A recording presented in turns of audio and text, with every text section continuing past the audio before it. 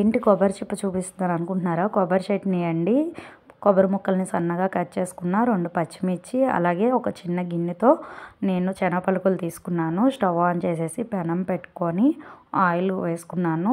Oil heat అయిన తర్వాత కొబ్బరి ముక్కలు, పచ్చిమిర్చి ముందే వేసేసుకున్నానండి.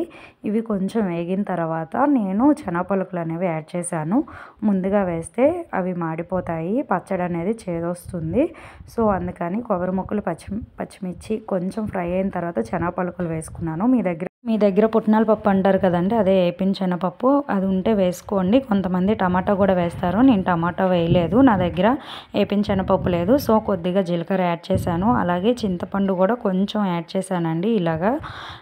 అలా అయితే టేస్ట్ బాగుంటుందని యాడ్ చేశాను. మళ్ళీ తాలింపులో కూడా నేను జీలకర్ర వేస్తాను. సో ఇలా వేపేసుకున్న తర్వాత స్టవ్ ఆఫ్ చేసుకొని చల్లారిన తర్వాత ఇలా మిక్సీ గిన్నెలోకి తీసుకొని మనకి కావాల్సిన క్వాంటిటీలో, అంతే పలచగా అయితే పలచగా, తిక్కుగా అయితే తిక్కుగా ఇలాగ మిక్సీ పట్టేసుకొని మళ్ళీ అదే ప్యాన్లో నేను తాలింపు వేసుకుంటున్నాను.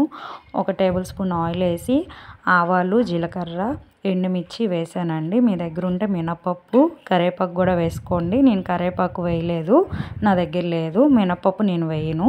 సో ఇవన్నీ వేగిన తర్వాత మన చట్నీ ముందుగా మిక్స్ చేసుకున్నది ఇందులో కలిపేసుకోవడమే అండి.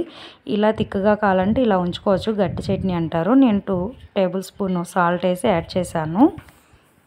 మీలో ఇలా ఎంతమంది చేస్తారు? ఇంకేమైనా కొత్తగా చేస్తే నాతో షేర్ చేసుకోండి. ఈసారి డెఫినెట్గా అలా ట్రై చేసి మీకు వీడియో అప్లోడ్ చేస్తాను. ఈ వీడియో ఇంతే ఫ్రెండ్స్. Thank you.